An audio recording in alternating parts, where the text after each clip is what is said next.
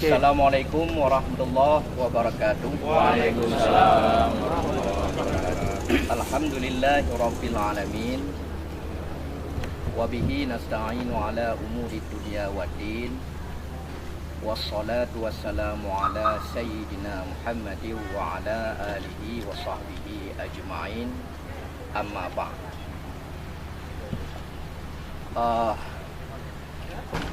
Pada hari yang berbahagia ini, pada tempat yang mulia ini, kita berada di belakang kantor Majelis Permusyawaratan Ulama Aceh untuk sama-sama kita menyaksikan proses penyembelihan hewan yang ini merupakan program daripada LP POM Aceh guna mendapatkan makanan yang halal. Dalam hal ini tentunya adalah daging yang halal yang bisa kita konsumsikan, terutama untuk kita sendiri, untuk masyarakat kita yang mayoritasnya masyarakat Aceh ini adalah beragama Islam. Bersama kita adalah hadir Abu para alim ulama dari kabupaten kota di seluruh provinsi Aceh. Maka oleh karena demikian, acara pada hari ini merupakan sesuatu yang sangat istimewa dalam hal kita praktek penyembelihan hewan. Sebelum kita memasuki kepada praktek penyembelihan tersebut, izinkanlah kami menyampaikan beberapa hal. Yang pertama tentunya apa yang dimaksud dengan menyembelih itu. Jadi kalau kita lihat, kita buka-buka, kita fikir bahawa menyembelih menurut bahasa adalah suci dan baik. Maksudnya ketika hewan tertentu yang kita sembelih, maka hewan itu akan menjadi sesuatu yang suci, kemudian baik, artinya halal untuk dimakan.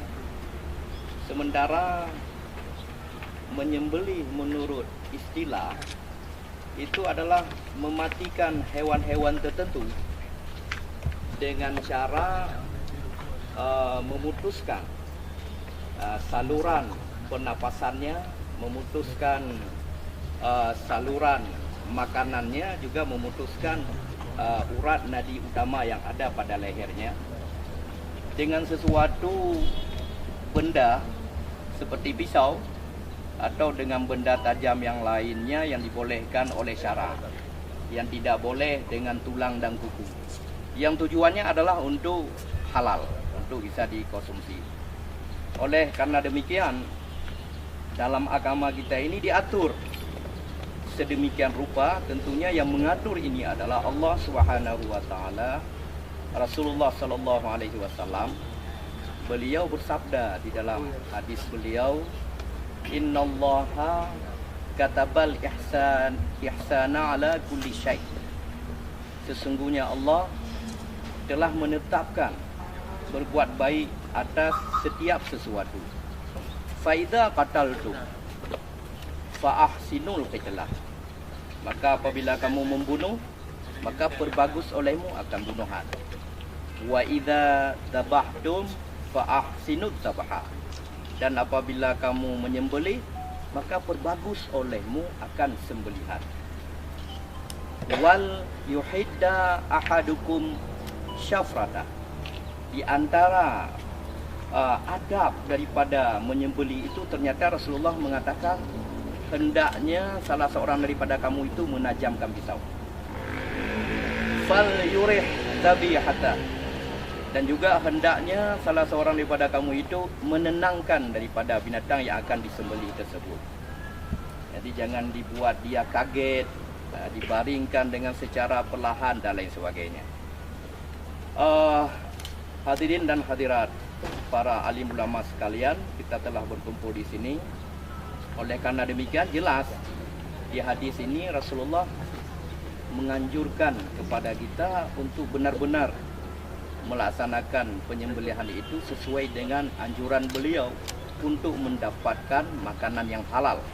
Makanan yang halal tentunya berimbas kepada kesehatan kita dan berimbas juga kepada mau tidak mau kita berbuat ibadah kepada Allah, tentunya kita akan mendapat yang namanya ketakwaan. Oleh karena demikian, ada beberapa hal yang perlu disampaikan juga dalam hal menyembelih ini adalah yang pertama tentang si penyembelih itu sendiri, bahwa orang yang menyembelih itu adalah Islam atau ahlul kitab, sebagaimana disebutkan di dalam Al-Quran, wa ta'amul ladina utul kitaba hillul lakum, dan makanan sembelihan orang-orang yang didatangkan kepada mereka itu kitab, yakni Yahudi dan Nasara itu halal bagi kamu, dan makanan kamu juga halal bagi mereka itu.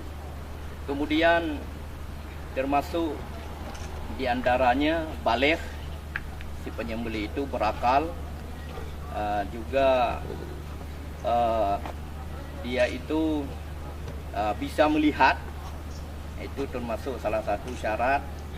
Sebahagian ulama juga menyebutkan ada disebutkannya Bismillahirrahmanirrahim, tapi mayoritas ulama mengatakan bahwa menyebut Bismillah itu sunat, terutama kalau penyembelih itu adalah orang Islam. Kemudian kalau di hewan itu sendiri, syarat hewan yang disembelih itu tentunya hewannya masih hidup. Jangan sampai kita menyembelih bangkai, ya, hewan itu hidup. Kemudian dalam hal menyembelih itu hewan, ada dua kategori hewan. Ada hewan yang sanggup kita kuasai, bisa kita pegang lehernya, kita kuasai lehernya, kita bisa menyembelih di lehernya. Itu caranya tentunya dengan memotong lehernya. Tapi kalau hewan tidak bisa dikuasai, itu dengan cara melukakan sesuai dengan senjata yang bisa dipakai untuk menyembelih, senjata tajam. Termasuk mungkin masuk dalam kategori ini adalah semacam lembu yang masuk sumur, yang kepalanya ke bawah. Tidak mungkin kita masuk ke sumur menyembelih lembu, maka bisa dilukakan di mana saja yang berakibat kepada dia mendapatkan ajalnya, maka itu halal. Ada disebutkan di dalam riwayat yang mana Rasulullah bersama sahabat datang ke suatu perkampungan, tiba-tiba ada unta yang lari, kemudian dikejar oleh empunyanya, ternyata tidak dapat. Maka oleh salah seorang dari empunya tersebut melempar senjatanya mengenai unta tersebut dan mati. Maka dalam hal itu Rasulullah mengatakan unta itu telah dikuasai oleh liarnya, maka halal seperti yang demikian. Bapak Ibu sekalian, kemudian dalam hal menyembelih, bahwa yang disembelih itu kategori binatang hewan yang pertama tadi adalah yang dipotong itu yang pertama jalur atau saluran pernapasannya yang disebut dengan tenggorokan. Kalau dalam bahasa Arabnya disebut halqo. Kemudian saluran makanannya, yaitu mari, kalau orang Aceh bilang mare. Kemudian ada urat yang di sisi kanan dan kirinya, itu nadi utama, wadajen. Yang wajibnya cuma dua, diputuskan kerongkongan, tenggorokannya, kemudian diputuskan marehnya, itu yang wajibnya. Kemudian yang wajib yang keduanya senjata yang kita pakai, pisau yang tajam. Pisau yang tajam yang kita pergunakan, karena dengan ketajamannya itu cepat dia akan melintas di atas leher dan hewan itu tidak merasakan sakit, karena cepatnya lalunya pisau tersebut. Jadi ini yang wajibnya. Sementara yang lain itu sunat, menghadap kiblatnya, membaca bismillahnya, membaca takbirnya, membaca salawatnya, itu adalah sesuatu yang dianjurkan, yang disunatkan. Mungkin dalam hal penyembelihan secara tradisional, semua adab-adab itu bisa kita lakukan. Tapi kalau dalam hal penyembelihan yang jumlahnya banyak, ribuan ayam mau disembelih, Mungkin kadang-kadang bismillah itu cuma dibaca dari pertama saja. Karena itu memang seperti kita katakan tadi adalah sunat.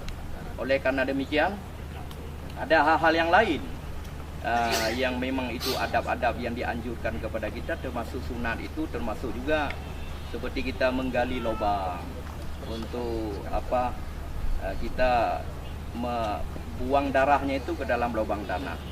Jadi jangan tercecer karena ini berakibat kepada bakteri dan ini adalah penyakit. Jadi kita menganjurkan nanti kepada masyarakat kita supaya berbuat seperti demikian itu. Kemudian juga tentang mengasah pisau misalnya itu jangan di depan hewan. Jadi jangan sampai nampak kepada binatang yang belum disembelih karena mereka tahu juga. Jadi ini termasuk daripada hal yang untuk membuat hewan tersebut menjadi senang.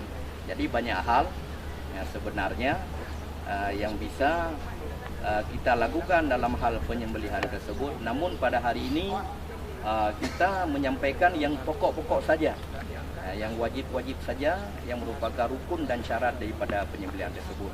Maka mari sekarang kita langsung melakukan praktek penyembelihan hewan yang kita saksikan bersama. Semoga acara ini diberkahi oleh Allah Subhanahu wa taala. Billahi taufiq wal hidayah. Assalamualaikum warahmatullahi wabarakatuh. Kita ada potong di sini. Jadi di leher ayam. Kemudian kalau di sebelah di depan ini dia ada dua yang namanya tadi adalah saluran makanan dan saluran pernapasan. Ini di depannya, di dalam nggak nampak. Kemudian di samping ini ada nadi utama, tempat darah dia kiri kanan itu. Jadi untuk supaya berhimpun ini didorong dari belakang ke depan. Didorong supaya dapat dia. Kemudian dia dibaca bismillahi Allahu akbar Allahumma shalli ala sayyidina Muhammad. Sebenarnya ayam ini udah siap ya. Udah siap dia untuk dipotong. Bismillahi Allahumma shalli ala sayyidina. Bismillahi Allahu akbar Allahumma shalli.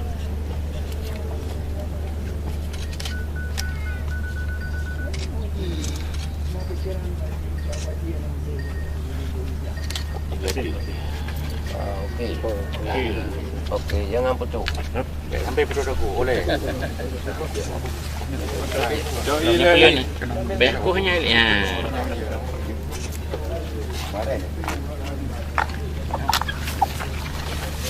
Ya, takutnya orang kan ini. Baik. Ya, nanti para haji kami.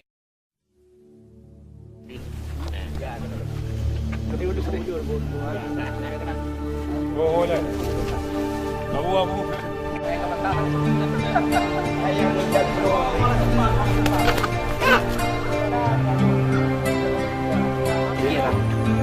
Tiga saja aku menolak. Mega bu ada.